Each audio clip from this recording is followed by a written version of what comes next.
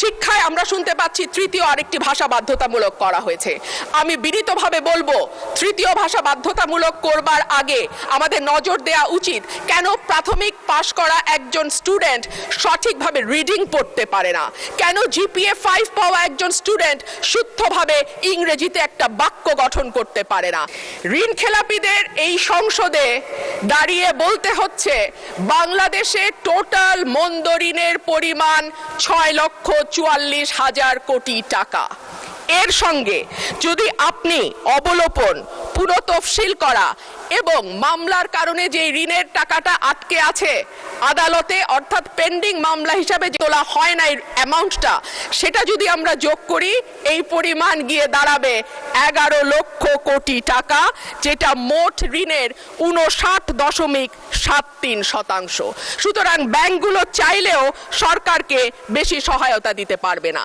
এর বাইরে আর থাকে টাকা ছাপানো বা কেন্দ্রীয় ব্যাংক থেকে নেয়া, সেটাকে আমরা হাই পাওয়ার্ড মানি বলি মাননীয় স্পিকার, যেটা নর্মাল টাকার 5 গুণ বেশি শক্তিশালী হিসেবে কাজ করে এবং বাজারে মূল্যস্ফীতিকে অটোমেটিক্যালি উস্কে দেয়। মাননীয় স্পিকার, এবার আসি বিদেশি ঋণের কথায়। বাংলাদেশে বর্তমান সরকারের বৈদেশিক ঋণের স্থিতি $78 বিলিয়ন বা আর সরকারি বেসরকারি খাতের মিলিত বৈদেশিক ঋণের পরিমাণ $133 বিলিয়ন, যেখানে টোটাল জিডিপির পরিমাণ $510 বিলিয়ন। এইসব দেশি বিদেশি ঋণের সুদ পরিশোধের জন্য বাজেটে রাখা হয়েছে 13.59%, যেখানে স্বাস্থ্য, শিক্ষা, সামাজিক সুরক্ষা এবং খাদ্য এই 4টি খাত মিলে পুরো ব্যয় ধরা হয়েছে 29.74%। বিশ্বব্যাংক বা IMF যদি ঋণ দেয় তবে নিশ্চিতভাবেই শর্ত হবে কঠিন, তবে ঋণের সুদ হার হবে কম এবং লম্বা সময় ধরে পরিশোধের সুযোগ থাকবে। কিন্তু IMF বা বিশ্বব্যাংক যদি লোন না দেয় তাহলে মাননীয় স্পিকার, অন্য দেশ থেকে যেমন চীন থেকে যদি আমরা ঋণ নেই, আমাদের সুদের হার হবে উচ্চ এবং দ্রুত সময়ে পরিশোধের চাপ থাকবে। সুতরাং বাজেট ঘাটতি মেটাতে 1,09,000 কোটি টাকার ওপরে যে বৈদেশিক ঋণ আর 1,12,000 কোটি টাকার দেশীয় ব্যাংক খাত থেকে ঋণের যে লক্ষ্যমাত্রা ধরা হয়েছে সেটা কতটুকু উপযোগী অর্থমন্ত্রী নিশ্চয়ই ভেবে দেখবেন। মাননীয় স্পিকার, উচ্চ মূল্যস্ফীতি, বিনিয়োগের স্থবিরতা, ব্যাংকের তারল্য সংকট, নতুন কর্মসংস্থান তৈরি না হওয়া, জিডিপির প্রবৃদ্ধি 6% থেকে কমতে কমতে 3.49% নেমে আসা কোনোটাই অর্থনীতিতে ভালো বার্তা দেয় না। আমদানি রপ্তানির হিসাব বলে 2025-26 অর্থ বছরের প্রথম 10 মাসে বাণিজ্য ঘাটতি $22.21 বিলিয়ন, অর্থাৎ আমদানি অনেক বেশি কিন্তু রপ্তানি কম। মাননীয় স্পিকার, এখানে আরেকটা সুখবর অবশ্য আছে সরকারের জন্য। কেন্দ্রীয় ব্যাংকের তথ্য দেখা যায় জুলাই থেকে এপ্রিল সময়ে বিনিয়োগ বৃদ্ধির অন্যতম প্রধান নিয়ামক মূলধনী যন্ত্রপাতি বা ক্যাপিটাল মেশিনারিজের আমদানি বেড়েছে 12.50%। এটি নিঃসন্দেহে বিনিয়োগ বাড়ানোর একটা ভালো ইঙ্গিত। মাননীয় স্পিকার, সরকারি হিসেবে দেশের সার্বিক মূল্যস্ফীতি এখন 10%-এর মতো। করমুক্ত আয় সীমা কিছুটা বাড়িয়ে 3,75,000 টাকা করা হয়েছে। কিন্তু মাননীয় স্পিকার, যেই ব্যক্তির মাসে ইনকাম 32,000 টাকা, তার বৎসরে গিয়ে ইনকাম দাঁড়ায় 3,84,000 টাকা, অর্থাৎ তিনি আয়করের সীমার মধ্যে চলে আসেন। কিন্তু যেই ব্যক্তি 32,000 টাকা মাসে ইনকাম করেন, তাকে কি বাংলাদেশের এই 10% মূল্যস্ফীতির সময় কোনোভাবেই এমনকি মধ্যবিত্তের কাতারেও ফেলা যায়? বর্তমানে গিনি সহগ 4.499, যেটা উচ্চ আয় বৈষম্যকে ইন্ডিকেট করে। মোট সম্পদের 58% মালিকানা 10% মানুষের হাতে এবং শীর্ষ 1% ধনীর হাতে যাচ্ছে 1/4 টোটাল সম্পদ।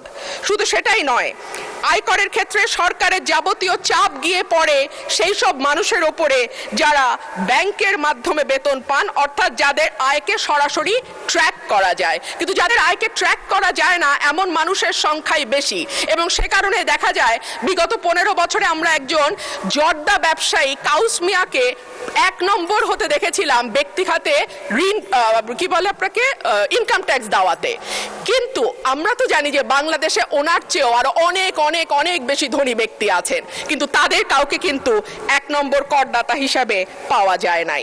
অন্যান্য বারের মতো এবারও বাজেটে আয়কর সহ প্রত্যক্ষ করের হিস্সা 1/3 রাখা হয়েছে, অর্থাৎ বাকি 2/3 পরোক্ষ কর।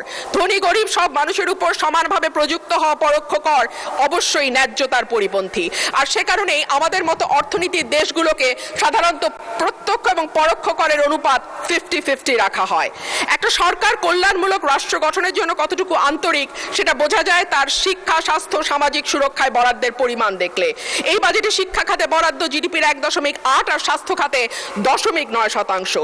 বিশ্ব স্বাস্থ্য সংস্থার মতে বাংলাদেশের মতো দেশে জিডিপির অন্তত 5% স্বাস্থ্য খাতে ব্যয় হওয়া উচিত, আর ইউনেস্কোর মতে সেটা 6%। এর মধ্যেই আমরা জানি শিক্ষা এবং স্বাস্থ্য খাতে জিডিপির অনুপাতের ব্যয়ে বাংলাদেশ দক্ষিণ এশিয়ার সর্বনিম্ন অবস্থানে অবস্থান করছে।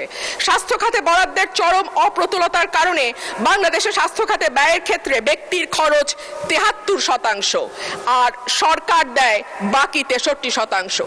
সে কারণে প্রতি বছর স্বাস্থ্য ব্যয় মেটাতে গিয়ে অন্তত 65 লক্ষ মানুষ দারিদ্র সীমার নিচে চলে যায়। মাননীয় স্পিকার, শিক্ষায় আমরা শুনতে পাচ্ছি তৃতীয় আরেকটি ভাষা বাধ্যতামূলক করা হয়েছে। আমি বিনীতভাবে বলবো, তৃতীয় ভাষা বাধ্যতামূলক করবার আগে আমাদের নজর দেওয়া উচিত কেন প্রাথমিক পাশ করা একজন স্টুডেন্ট সঠিকভাবে রিডিং পড়তে পারে না, কেন জিপিএ 5 পাওয়া একজন স্টুডেন্ট শুদ্ধভাবে ইংরেজিতে একটা বাক্য গঠন করতে পারে না। আমি মনে করি ম্যান্ডারিন বা জার্মান শেখার আগে অন্তত ইংরেজি ভাষায় বেসিক পড়তে পারা, লিখতে পারা, বলতে পারার শিক্ষাটা আমাদের ছেলে মেয়েদেরকে দিলে তারা বিদেশের বাজারে যথেষ্ট ভালো দক্ষতার সঙ্গে কাজ করতে পারবে।